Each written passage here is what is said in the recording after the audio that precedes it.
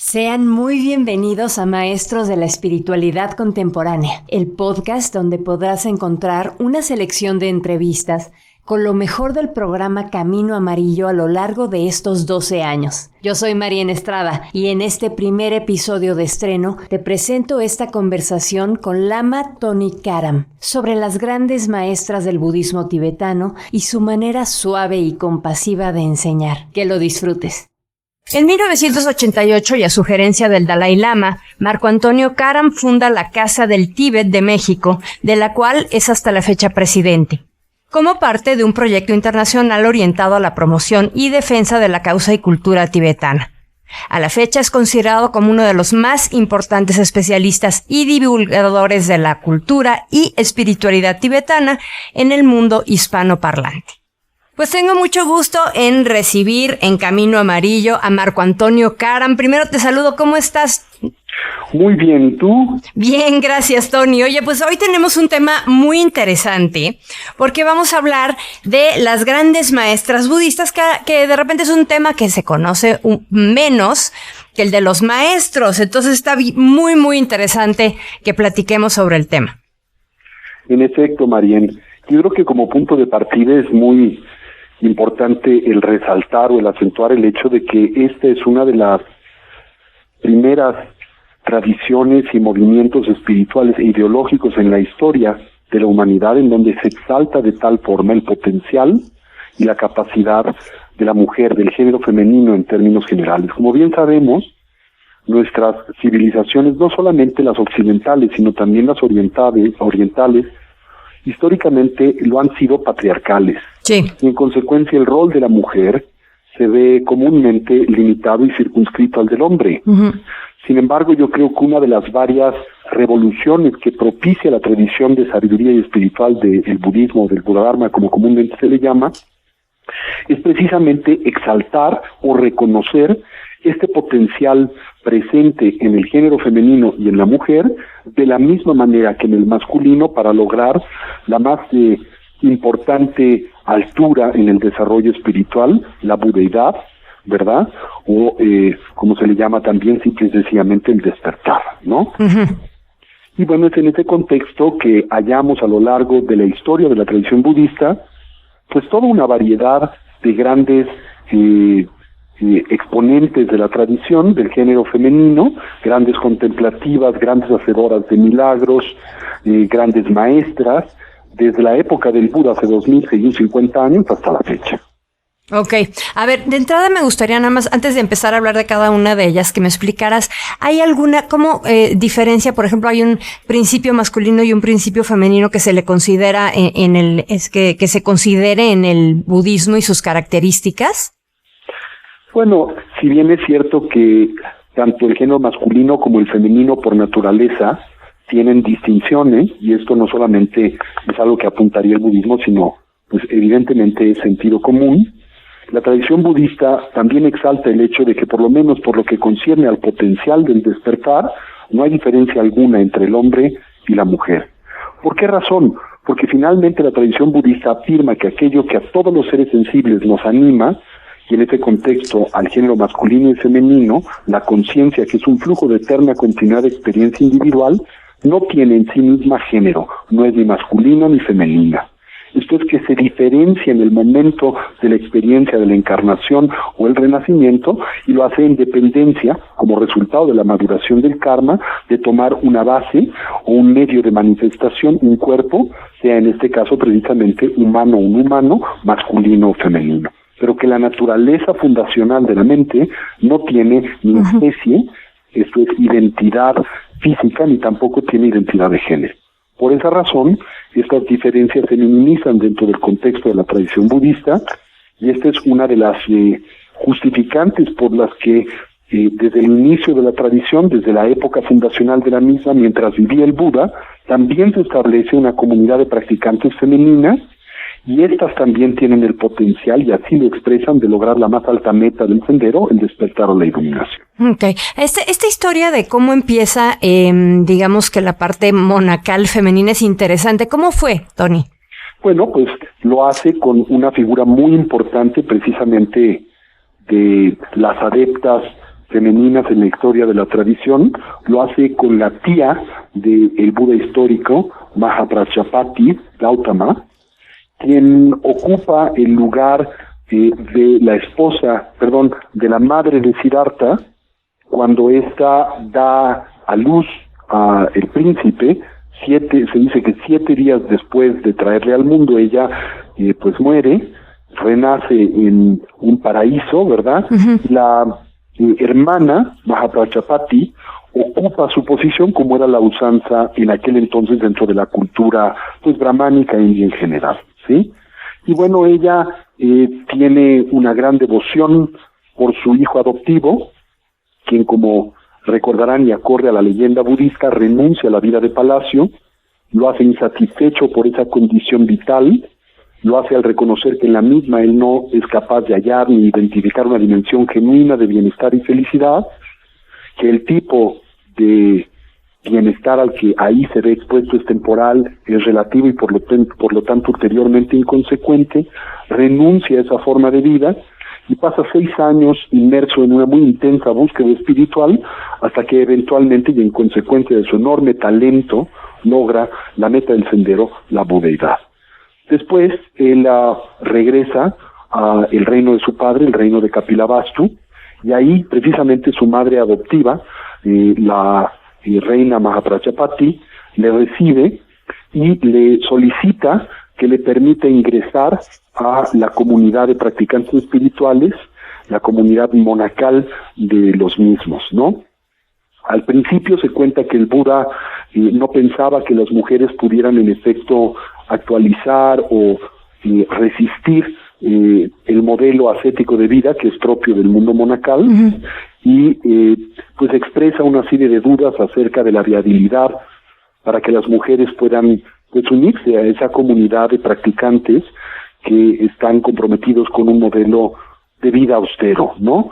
Pero se cuenta que Mahaprajapati, que al mismo tiempo representa y encabeza un amplio grupo de mujeres, persiste, y cuando le pregunta al Buda una segunda vez si tanto ella como el grupo de mujeres que dirige pueden fundar una orden femenina de practicantes, el Buda histórico accede. Okay. Y así es como se conforma esta comunidad separada de la comunidad masculina, no bajo la dirección de ningún tipo de patriarca masculino, sino bajo la dirección y supervisión de las propias mujeres, uh-huh. ¿Sí? Lo cual pues es un evento en buena medida único en la historia del mundo antiguo, ¿no? Así entonces la madre adoptiva del Buda se convierte no solo en la primera monja budista, sino también la fundadora de esta comunidad, como el propio Buda es el fundador uh-huh. de la comunidad monacal masculina. Y ella a su vez pues estará vinculada a una colección amplia de extraordinarias mujeres que también se convierten en figuras fundacionales y en figuras que pues estarán ligadas a leyendas y un gran reconocimiento y fama a lo largo de la historia del budismo, como por ejemplo Khema, okay.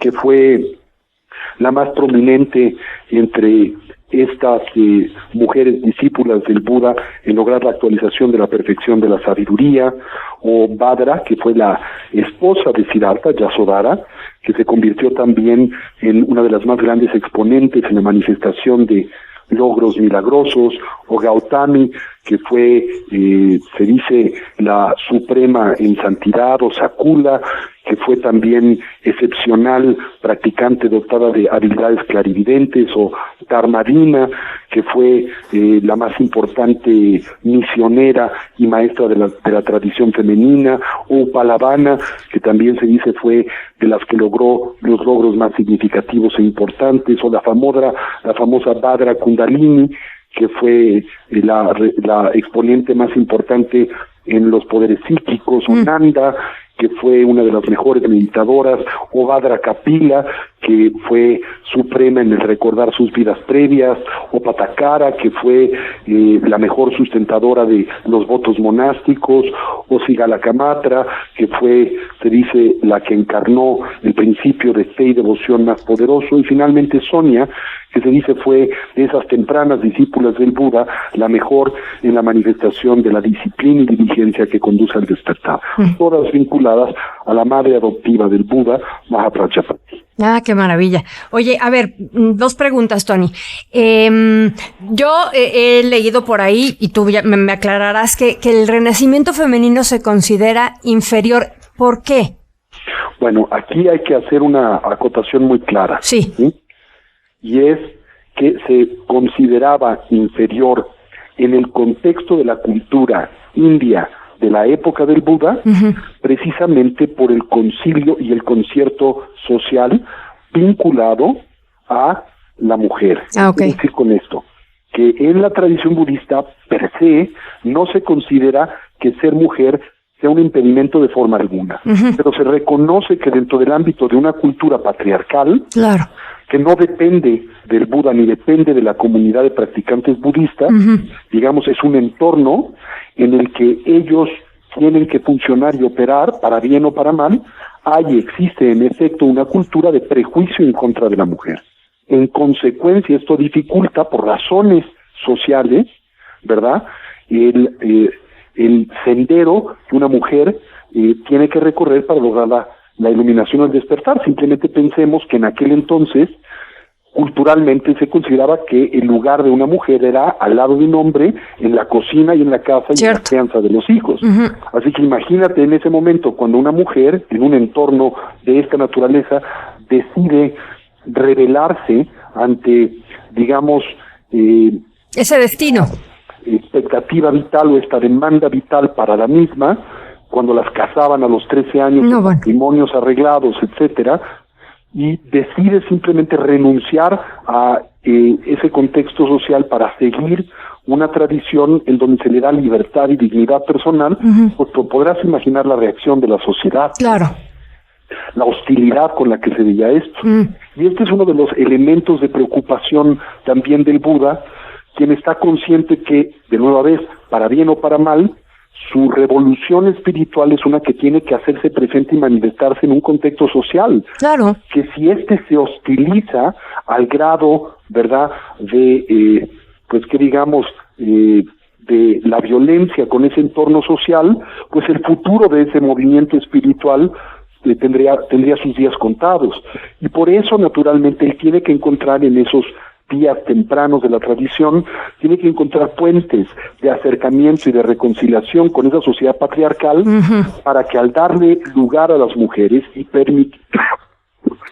permitirles esta búsqueda, no se genere un choque con la sociedad de tal envergadura que la misma pues se revele y agreda al movimiento espiritual hasta aniquilarlo, ¿no? Claro. Podrás imaginar que era una posición de dificultad y de mucha delicadeza. Y es en ese contexto que Siddhartha establece esta orden monástica y le da toda una serie de preceptos y compromisos de vida un poco más extensos que los de los hombres, precisamente diseñados y elaborados en términos de experiencias casuísticas para proteger a la mujer de esa agresión, de ese entorno patriarcal, y para aportarle la seguridad que necesitaba en el entorno monacal para recorrer el camino al despertar. Claro, hay que entender finalmente todo en su contexto. Su contexto, sí. Y era un contexto complicado, por eso era más complicado a lo mejor tener todo este proceso de transformación, de purificación, para alcanzar la budeidad, que en el contexto masculino, que ya, estaba como dado, ¿no? Cualquier cosa era permitida, pues, y es como, por ponerlo, no sé, para ilustrarlo en términos contemporáneos, es como si aún hoy en la nuestra, que sigue siendo una sociedad patriarcal, claro, no sé, tú quieres tener, ¿qué te gusta? Un desarrollo profesional particular, digamos, en las ciencias, ¿no? O digámoslo dentro de la burocracia. Y cuando examinas la estructura de este tipo de entornos laborales, pues no es muy difícil descubrir que en su 90% están ocupados por hombres. Claro. ¿No? Desde esa perspectiva, tú podrías pensar, como madre, ¿no? Que si lo que quieres es tener un hijo que tenga esa posibilidad profesional, le sería más fácil hacerlo desde un contexto masculino. Claro. No es que tengas preferencia por el género masculino por encima del femenino, pero podrías, consecuente del sentido común, reconocer, ¿verdad?, que como hombre ciertas cosas se facilitan. Sí, sí. Bueno, qué poquito ha cambiado, ¿verdad? Así es. Sí. Multiplica eso por 1000, y ese era el contexto de la India de la época del Buda. Okay, ¿no? Okay. Y eso también te permite apreciar la revolución de esta tradición, que en efecto elabora este nicho para las mujeres, para protegerlas y desvincularlas de las limitantes de una sociedad patriarcal. Puedes reconocer el riesgo que el Buda tuvo que cargar en sus hombros para permitir y propiciar que esto aconteciera y darle a esa comunidad amplia de mujeres estos potenciales para actualizar, ¿verdad?, las capacidades plenas de su mente y corazón. Algo revolucionario en la historia de la humanidad. Claro. Totalmente en aquella época. Una cosa importante es que hoy el Dalai Lama ha dicho que, a lo mejor un poco en broma, pero a lo mejor un poco no, que su sucesor o su siguiente reencarnación será mujer. Le preguntaban, como lo han hecho recurrentemente en varias entrevistas, si existe el potencial, ¿verdad?, de que él, al que se considera un practicante capaz de dirigir lúcidamente el proceso del morir y el renacer, claro, si existiría el potencial de que él renaciese como mujer. Y el Dalai Lama, ante esa pregunta, replica que si esto fuera de beneficio para su pueblo y la comunidad budista en general, no habría impedimento para ello. Okay. Y bueno, en una entrevista que recién le hicieran, hubo un objeto de controversia porque el Dalai Lama, que es muy bromista. Es bromista, ¿verdad?, claro. Dijo que de ser ese el caso, la única variable es que renacería en un cuerpo femenino dotado de belleza y muchos dones. Sí. No nacería con un cuerpo poco agraciado. Pero lo decía como broma y claro, se sacó fuera de contexto diciendo que él estaba menospreciando a la mujer y cosificando la belleza, pero él ha clarificado que se sacó su comentario de contexto y que por el mismo tan solo era una broma. Claro, y además, bueno, finalmente la belleza es un valor que bueno, en cualquier, o en el contexto femenino o masculino, lo que sea, más allá de que haya sido una broma y de que se refería a que tenía que ser como muy, con muchos valores muy buenos, ¿no? Este renacimiento. Claro. Okay. Oye, Tony, por ejemplo, hablemos de Tara. De esta, finalmente es una Dakini. Bueno, mira, la leyenda vinculada a esta Buda femenina, llamada Tara en la lengua sánscrita, Drölma en la lengua tibetana, es una muy bonita, ¿no? Y se dice que ella, como mencionaste en tu previo comentario, hace centenares de años, renace como una princesa en un estado y en un entorno palaciego, y en ese contexto se vincula aspiracionalmente a las enseñanzas que conducen al despertar y la iluminación. Y un individuo, un practicante, un sabio, le sugiere que para lograr ese objetivo haga plegarias y aspiraciones para poder en efecto experimentar en una vida futura un renacimiento masculino desde cuya plataforma esa meta será accesible y posible. Y se cuenta que ella, en contraste, dice, no, de este momento hasta que yo logre el despertar, me comprometo con un voto, con un compromiso de renacer recurrentemente dotada de un cuerpo femenino, porque es en este que deseo obtener el despertar, para, a través de ese medio, al actualizar dicha meta, poder servir a todos los seres y en especial a las mujeres. Qué bonito. Y es así que ella, acorde a la leyenda, recorre los senderos de la vida espiritual hasta que eventualmente actualiza este logro, se convierte en un Buda y lo hace con un cuerpo femenino y dedica pues su vida hasta la fecha al beneficio de todos los seres y especialmente de las mujeres. A ella se le llama Drölma tibetano, que quiere decir liberador. Y vaya que es poderosa con sus 18 emanaciones y etcétera, ¿no? Así es una fuerza espiritual que es recurrentemente invocada y para la que se tiene una enorme y muy profunda fe en la tradición budista y particularmente en los Himalayas. Ok, y bueno, que finalmente que es la liberadora, pero también es encarna también esta cualidad de la compasión. Bueno, dice que Tara se ha convertido en el símbolo, de hecho, o en la figura testimonial que acentúa el potencial femenino para lograr el despertar y la iluminación. Ella representa en este contexto la iluminación femenina y bueno, se le considera como una salvadora, ¿verdad? Como en otras culturas, profetas como Moisés o Jesús, sí, o Mahoma, ¿no? Precisamente comprometida con el bienestar de todos y en particular de las mujeres. Okay. Ahora, ¿qué diferencia, nada más esto como como dato cultural, qué diferencia hay entre estas representaciones de Tara, que una es roja, una es blanca, una es verde? Bueno, para simplificar un tema que es complejo, se dice que cuando se logra un muy elevado estado en el camino que conduce al despertar, una de las facultades que se actualizan es la de poder manifestar emanaciones de uno mismo, ¿sí? Eso quiere decir que uno puede, en cierto sentido, multiplicarse, irradiarse a diferentes mundos y dimensiones para beneficiar simultáneamente a infinitos seres. Y para ilustrar ese potencial y habilidad que nace de este compromiso altruista, de esta actitud amorosa hacia todos los seres, comúnmente a Tara se le representa con 21 emanaciones de diferentes colores, que representan las diferentes direcciones del espacio, los diferentes elementos y así subsecuentemente. Ok, perfecto. Y la más conocida es la Tara verde y Tara blanca. Tara verde representando la maestría de la fuerza de la compasión y el amor, y Tara blanca representando esto, más al mismo tiempo el valor de la longevidad y la larga vida. Ah, qué maravilla. Ok, bueno, luego tenemos dos grandes maestras que fueron consortes de Padmasambhava, que se le considera el segundo Buda, ¿no? Sí. Que son Yese Soyel. Sí. Y Mandarava, exactamente. Bueno, Mandarava, primero estas fueron muy famosas practicantes femeninas del siglo VIII de nuestra era, y vinculadas a una de las figuras más influyentes de esta época de oro de la civilización budista y particularmente de la expresión que ésta tuvo en la meseta tibetana y en la región himaláyica.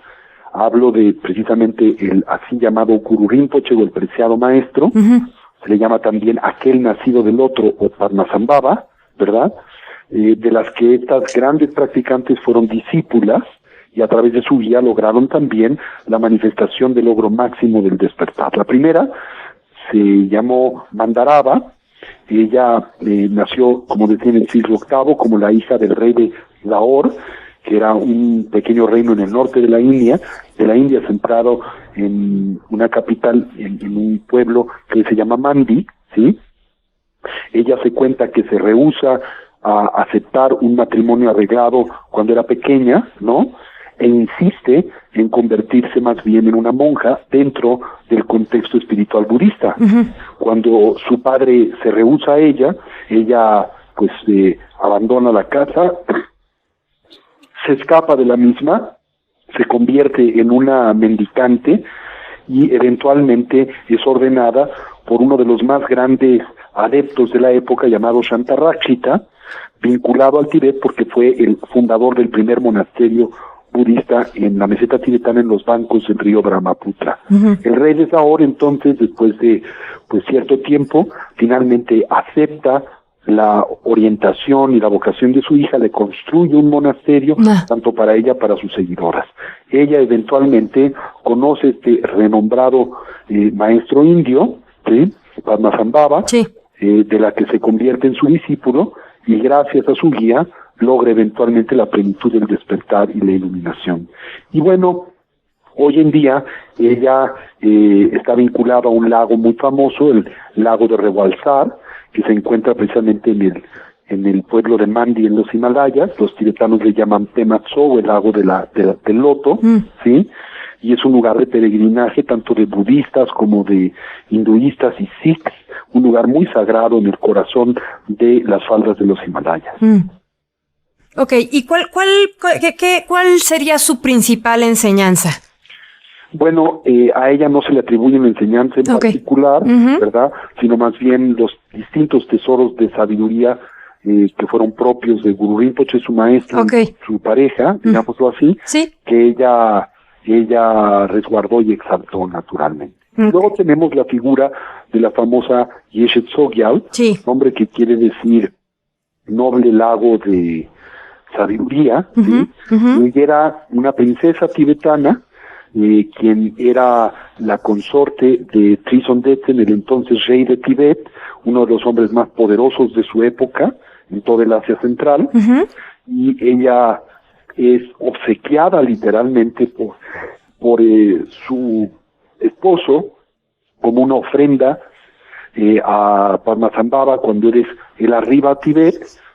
Ella se convierte en su discípula y se convierte probablemente en una de las más grandes practicantes femeninas de la historia, logra la plenitud del despertar y la iluminación, y al mismo tiempo se convierte en una figura muy importante en una tradición pues muy significativa del budismo himaláyico y del budismo tibetano, que es la tradición de los termas o de los tesoros escondidos. Entonces dice que Padmasambhava, su maestro, dejó muchos tesoros de sabiduría escondidos para la posteridad, para que pudieran ser hallados o revelados siglos después de su desaparición del mundo, y para que las enseñanzas pudieran mantenerse frescas, los linajes de transmisión de las mismas poco distorsionados, y ese Tsogyal fue responsable de esconder muchos de estos tesoros de sabiduría para la posteridad, y a ella sí en efecto se le atribuyen también pues la recepción y la actualización de muchas enseñanzas centrales de Padmasambhava y de la tradición antigua del budismo tibetano. Yo creo que ella es la figura más reverenciada en la región himaláyica de extracción cultural tibetana, y es Tsogyal. Okay, qué interesante y qué simbólico que sea esta presencia femenina la que esconda, ¿no? La que mantenga hasta que sea el momento de que estos tesoros salgan a la luz. Así es. Inclusive en nuestra época, en estos últimos años, todavía tesoros de Padmasambhava, de sabiduría, siguen siendo hallados. Okay. Ahora, ¿cuál sería? Aquí sí estamos hablando de que ella encarna enseñanzas, ¿verdad? Sí. Propias. ¿Cuál sería la más importante de ella? Pues yo creo que la más famosa, especialmente en Tibet y en la región himaláyica, es la figura de Lachit Lapdrong, Machik Lapdrong, llama en tibetano. Ella fue una yogini, quien vivió en el siglo XI de nuestra era, fue discípula de un extraordinario adepto tantrika, yogi indio, que llegó al Tibet en esa época, en la época del renacimiento del renacimiento budista en el Tibet, que se llamaba Parampa Sangye. Ella vivió más o menos, si recuerdo bien, entre el año 1055 y 1152 de nuestra era, y ella es autora, o ella, digamos, diseñó una metodología espiritual muy poderosa que todavía tiene un lugar muy importante en la espiritualidad y el tantrismo budista del Tíbet, se llama la práctica del Chö.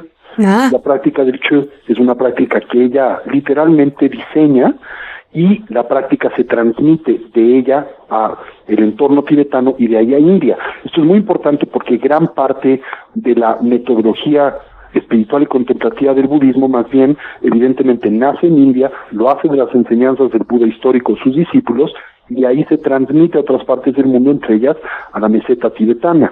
Y esta es una de esas pocas centrales instrucciones de la tradición que han llegado hasta nuestra época, que más bien se acuña en el Tíbet y se transmite a India. Y esta es una técnica muy exótica en donde el individuo comúnmente practica en lugares lúgubres o en lugares pues muy oscuros, como son carneros o cementerios, convoca ritualmente a todo tipo de presencias espirituales, demonios y espíritus, y les ofrece como alimento su cuerpo. Okay. ¿Sí?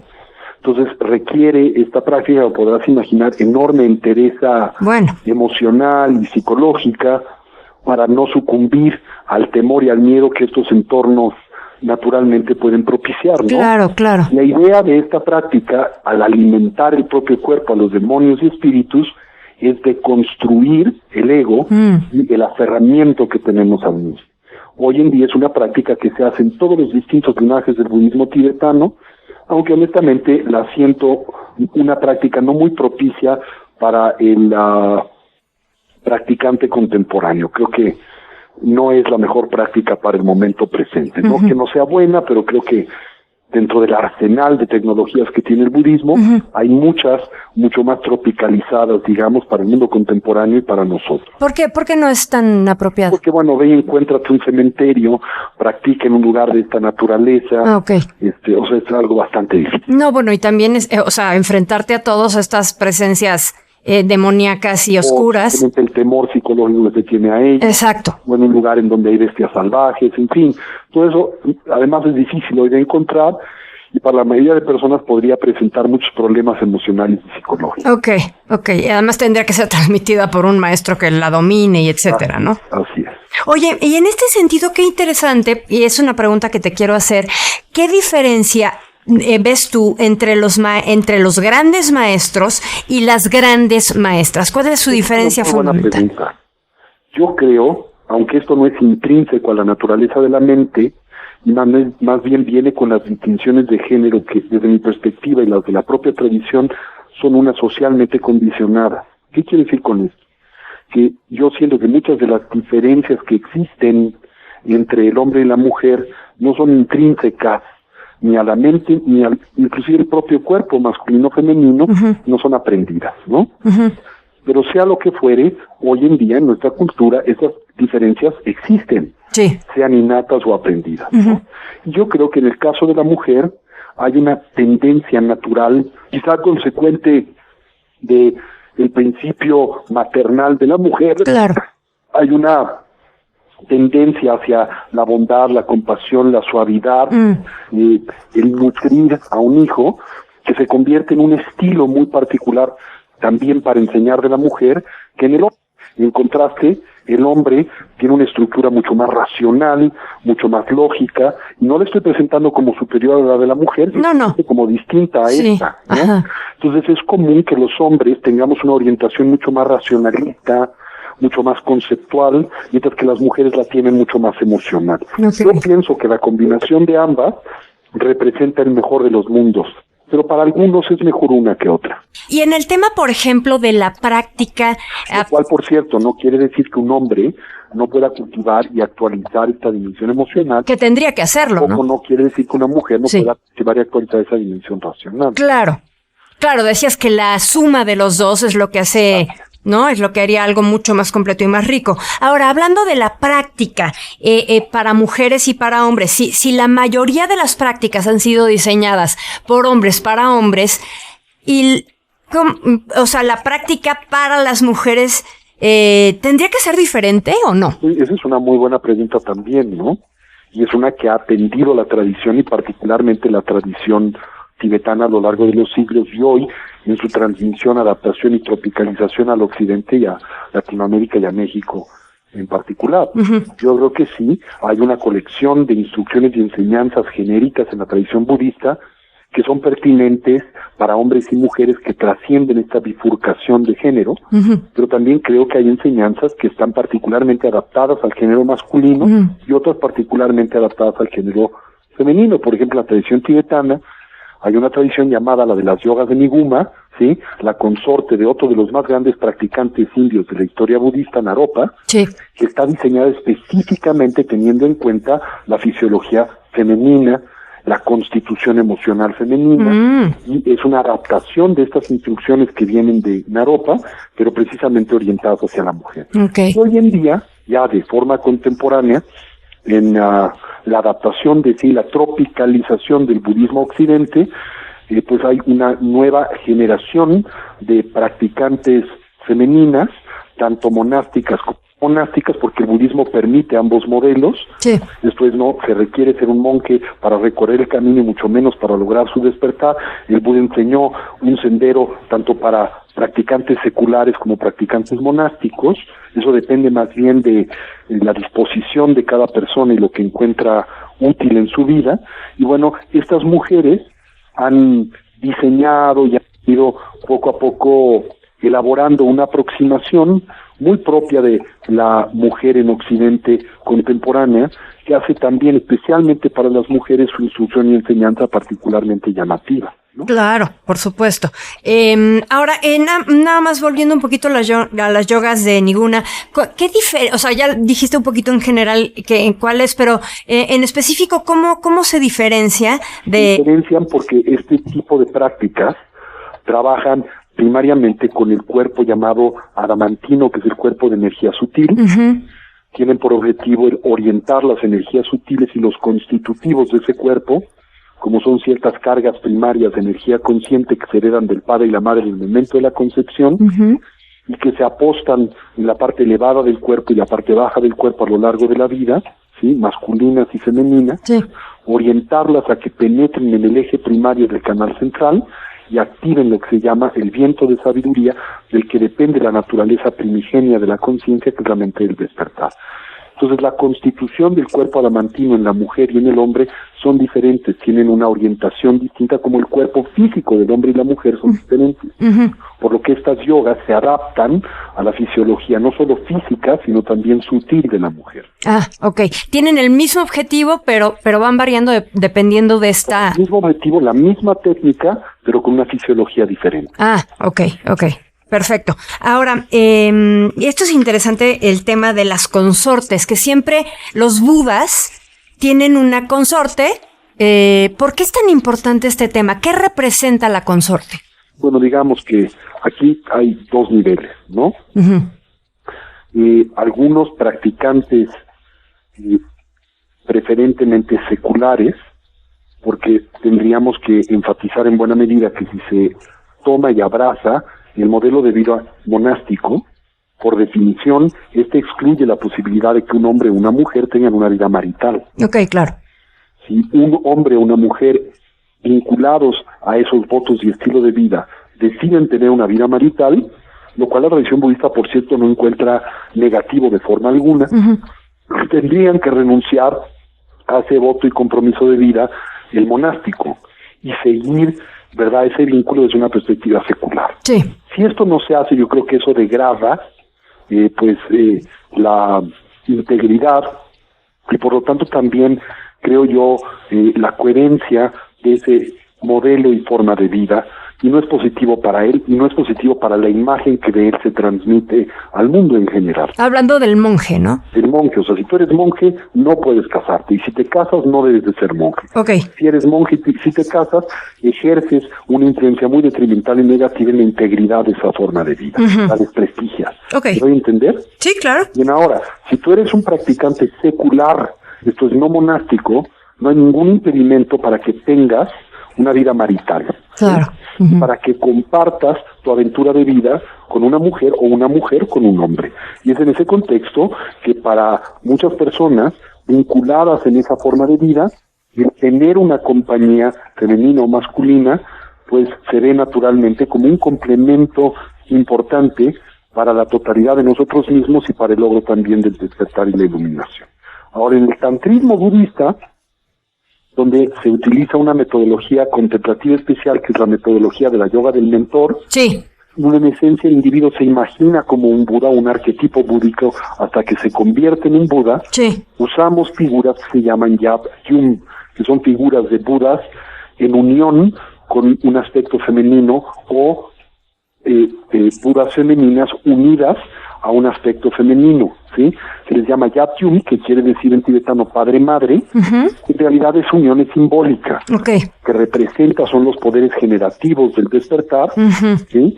Que así como en el físico son el aspecto masculino y femenino, el cuerpo masculino y femenino y las sustancias regenerativas del hombre y la mujer, en términos espirituales son la bondad amorosa y la compasión, que se vincula a la masculineidad, y la sabiduría, que se vincula a la masculineidad. Okay. El Yapium representa la unión de sabiduría, bondad amorosa y compasión, que da pie a la emergencia o que propicia el nacimiento, el despertar y la iluminación. Ok, que se necesitan de los dos principios. Bueno, nada más aquí aclarar que hay prácticas que justamente para practicantes muy altos y muy avanzados, que tienen que ver con la unión física o no. Eso es interesante porque como que el tantrismo se ha ido por ahí. Bueno, en efecto hay un aspecto de la práctica del tantra que se llama el karma mudra, en donde se utiliza la sexualidad en favor del despertar. Ajá. ¿Sí? Pero, o sea, en esencia lo que se hace es se utiliza el movimiento energético que se propicia a través de la sexualidad. Ajá.